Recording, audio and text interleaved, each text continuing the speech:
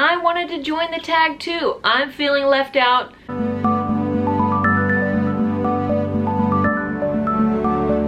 Hello, my name is HimaJen. HimaJen being Japanese for person of leisure, Jen being my name.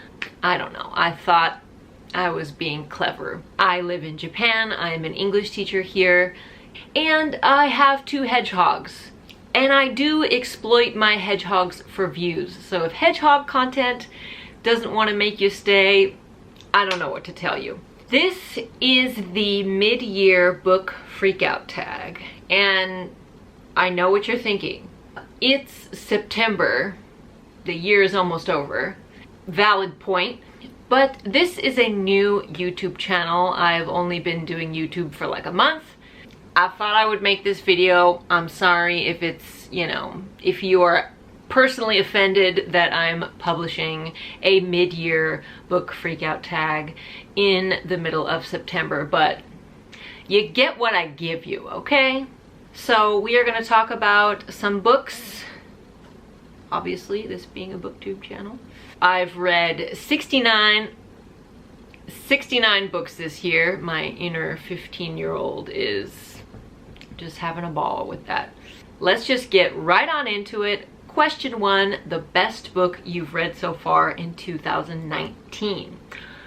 I am gonna have to say The Illuminati Files by Amy Kaufman and Jay Kristoff. Again, I know what you're thinking. That book came out like 5 years ago or something. I'm late to the game on a lot of stuff. I apologize. So this book, I actually did know about it when it first came out because everyone was talking about it on Goodreads. And sci-fi is my favorite genre. So I tried to read this book when it first came out and I DNF'd it. I think it's because I tried to listen to the audiobook. I had no freaking clue what was going on. It's not told like a regular book. It's told in, you know, diary entries and surveillance footage and emails. You cannot read this series without a physical copy of the book. Then I got the ebook version a little bit later and I tried to read that. But a lot of stuff, especially like there's some schematics in here. Yeah, some schematics like this that the ebook just, I don't know, you don't get the same effect. Isn't that crazy of me that I bought it on audiobook, DNF'd it. I bought it in ebook, DNF'd it. And then I actually bought the physical book because I just knew. I knew in my heart that I was gonna love this book. I tried to read it in physical form. I DNF'd it again. I think I got up to page 50 something. I still had no idea what was going on. And it was so hard for me to keep track of all these names I'd never heard of. Like there's 3 different ships and they constantly reference those ships and I'm like, who's on what ship now? Like what? Like you have to remember all these terms. And I'm just like, who's this character and who's that? And I got confused and I gave up again. But I persevered and I tried again and whoo boy, it was a freaking roller coaster ride. It's sci-fi, it's thriller, it's horror. It was a journey, dude. And I'm so glad that I finally pushed through and read this book because I just knew.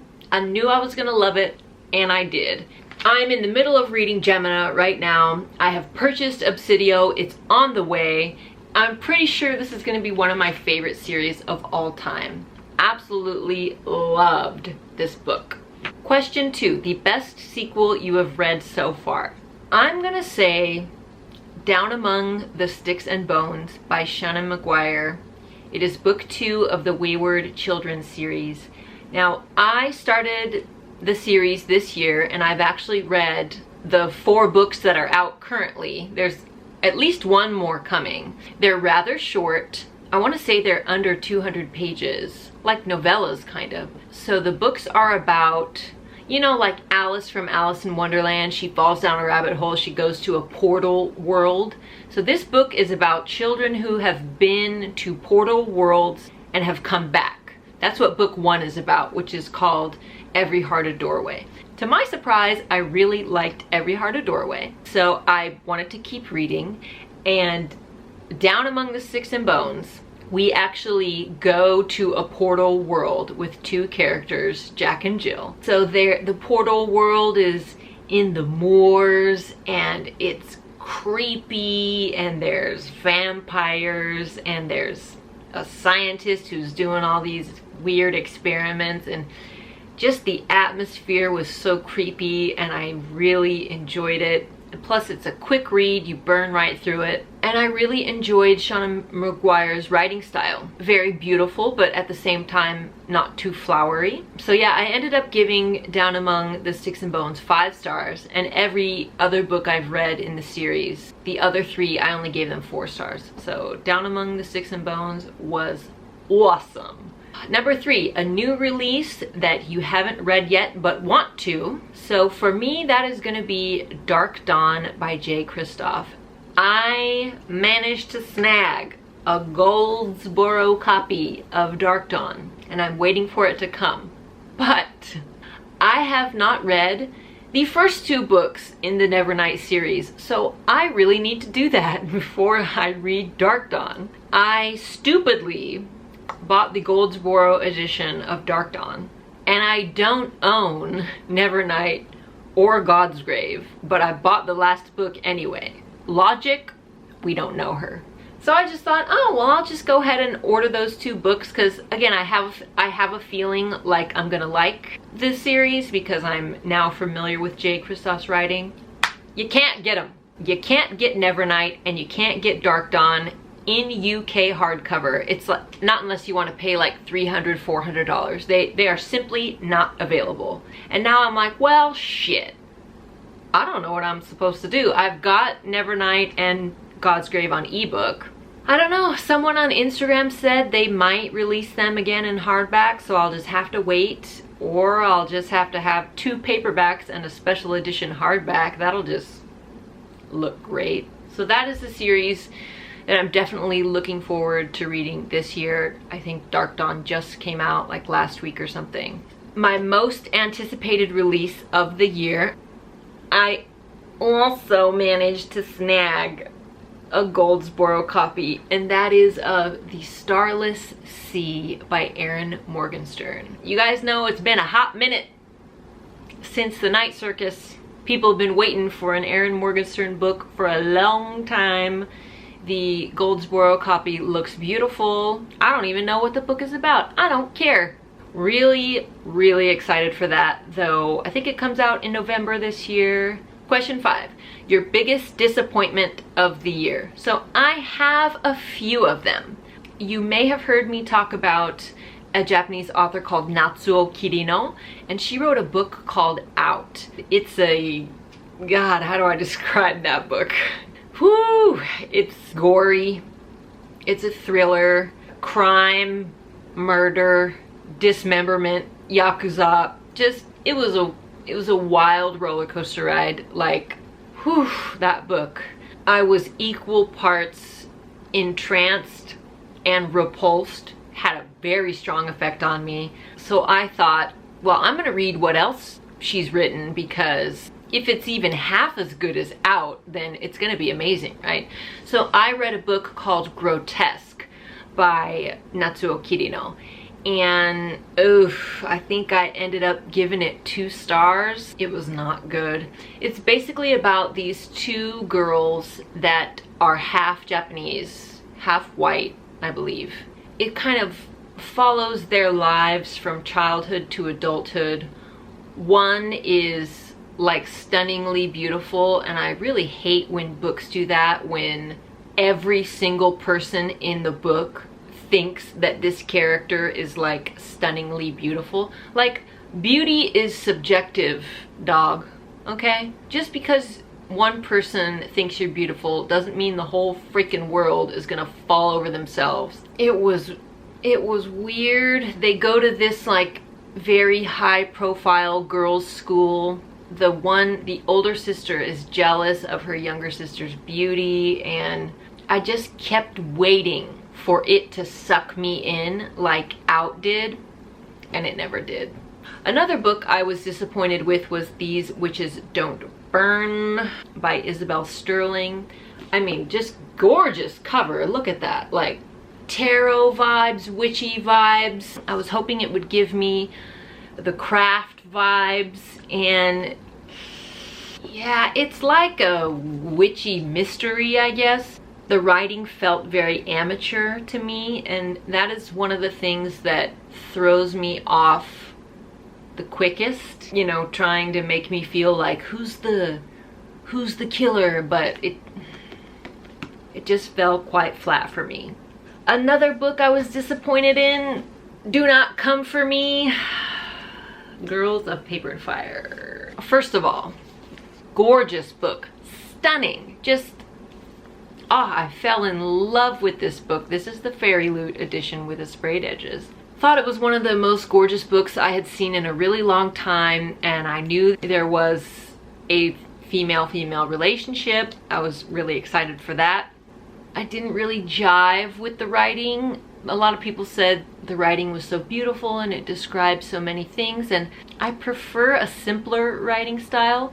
Some authors have a way, and I feel like Seanan McGuire does this, some authors have a way of writing beautifully, but it's still simple. It's not trying too hard. I just kind of felt like this was trying too hard. So I'm gonna read a passage from here that I feel like kind of explains why I dislike the writing. She looks young, too young really to be here, with a round face framed with short auburn hair and luminous opal green irises.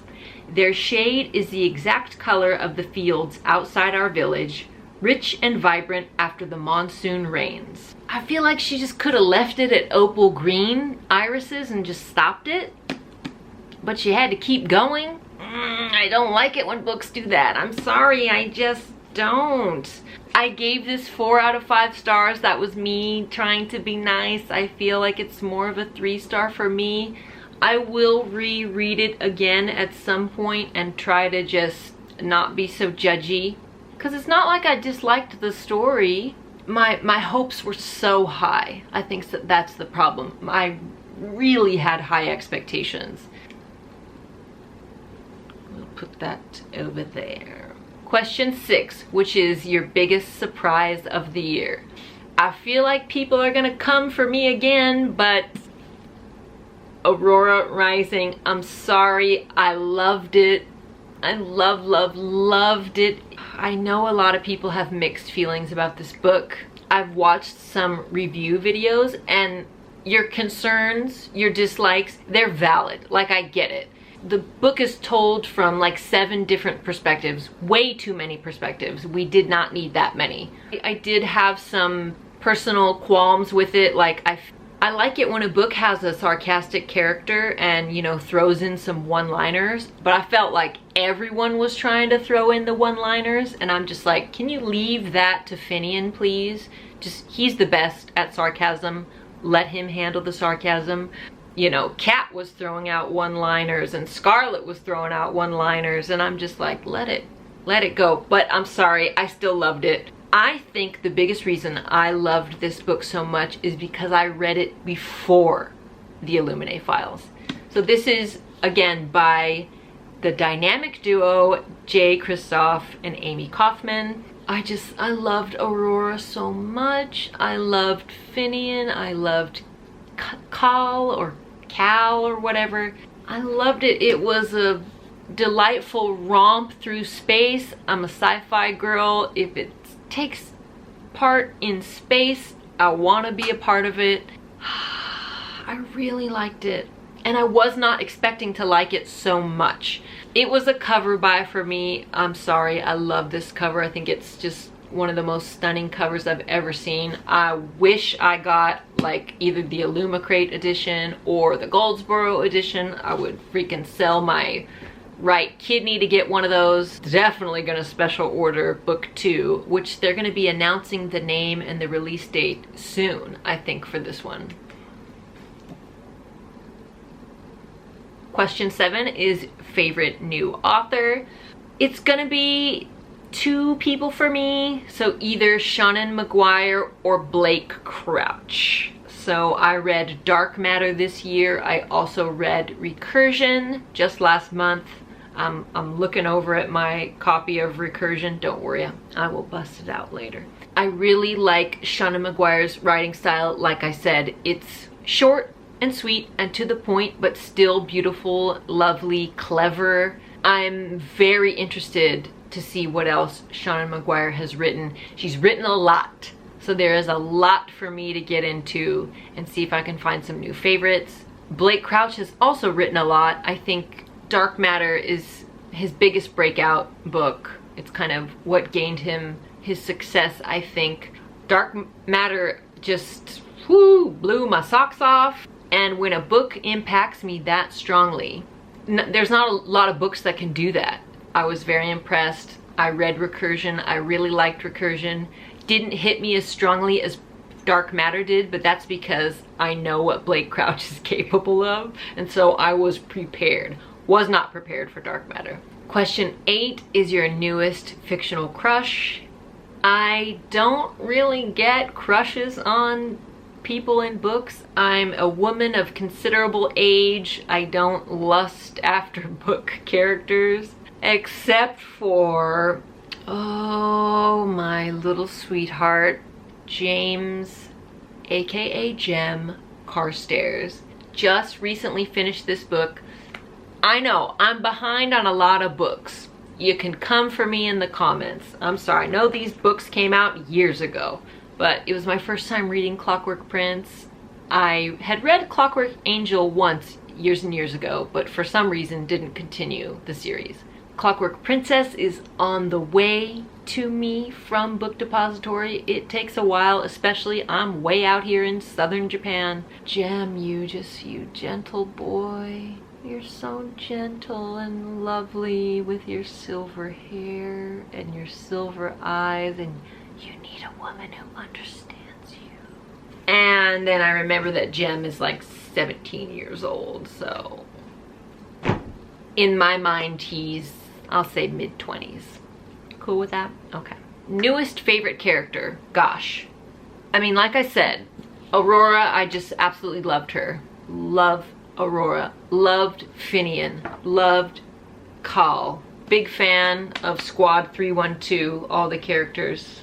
Who else? Like I said, I'm also reading The Infernal Devices. Love Jem. Love Tessa.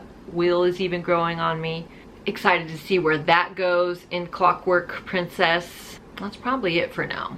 Question 10 is a book that made you cry. I read Daisy Jones and the Six this year. A lot of people are just head over heels crazy nuts for that book, and I did like it. I think I gave it 4 stars. Definitely 4 stars. I did really like it. I really enjoyed it. Warren was freaking cracking me up. He was so damn funny. And I liked Karen. You know, I did like it. I just wasn't insane about it like a lot of people are. But at the end of Daisy Jones and the Six, I did cry. It's funny because I have it on ebook, and I'm an English teacher, and so when I don't have classes, I can read, you know, on my laptop during my free periods. And so I was reading it at work, and I started crying at work, and I'm just like, like trying to hide my face from my coworkers so they're not like, what's wrong, are you okay? But it did make me cry. If you've read the book, you know why I cried. Like I said, it was toward the end. Question 11, a book that made you happy. So I'm gonna choose 2 books that are very similar in theme. And the first book is Amy and Roger's Epic Detour by Morgan Madsen. I have not been back to America in almost 2 years. I miss it, you know, it's my home. I miss America. Japan is, of course, lovely and wonderful, but I'm a California girl at heart. I'm always gonna be. And this epic road trip that they went on. Also, the book has like little receipts and stuff, and I'm just a sucker anytime a book has like handwritten stuff in it. just a little something extra. Oh, I just love it when books do that.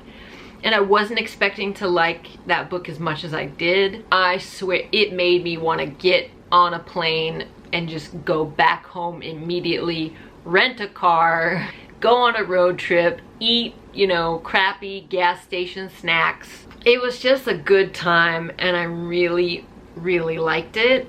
And then a book I read shortly after that was The Rest of the Story by Sarah Dessen. Again, made me homesick for America because, you know, it takes place on a lake in summer, and Japanese summer is miserable.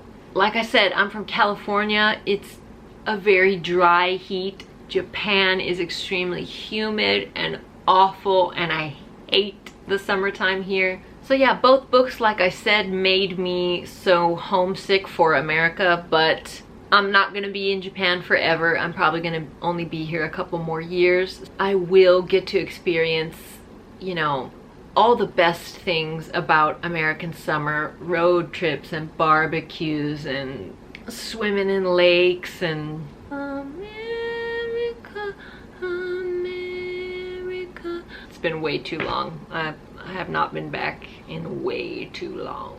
Question 12 is the most beautiful book you have purchased this year. Now, Girls of Paper and Fire is beautiful. Aurora Rising is also beautiful. But I'm gonna go with the first Goldsboro book I managed to snag, and that is Recursion by Mr. Blake Crouch. Just stunning, orange sprayed edges, numbered and signed. Nice little bookmark here. I just love it. I don't even want to take it out of the, you know, plastic wrapping. You know, I live in Japan, in case you didn't catch that the first 8 times I said it in this video. I have to be careful about the amount of books I buy. I can't just buy anything because I'm gonna have to go back home at some point, and I'm gonna have to ship all these books home and all the other crap I bought that I don't need. You know, I am selective about the books I buy, but I can't say no to a Goldsboro special edition, numbered, signed. I can't say no, and was not disappointed when I received this beauty. We're at the last question. Question 13.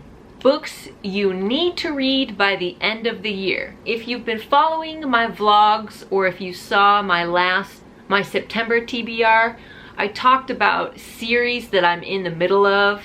Again, once I tell you these series, you're gonna be like, dude, those series have been out for like freaking years. I know, I'm sorry, I'm behind, okay? I'm trying to catch up. I need to read Book 3 of The Infernal Devices by Cassandra Clare, which is Clockwork Princess. I need to read Book 3. Well, I need to finish Gemina because I'm only halfway through it. But I need to finish Gemina and read Obsidio, which are books 2 and 3 of the Illuminati Files by Amy Kaufman and Jay Kristoff. I just finished book 2 of the Raven Cycle series by Maggie Stiefvater, and I need to read books 3 and 4. I am currently reading A Gathering of Shadows by V.E. Schwab, so I need to read that, and then I need to read A Conjuring of Light. Think I'm gonna wait until the special edition comes out to buy that because I have the special edition of A Gathering of Shadows. I need to read the rest of the Lunar Chronicles by Marissa Meyer. I read Cinder last month, so this month I'm gonna read Scarlet.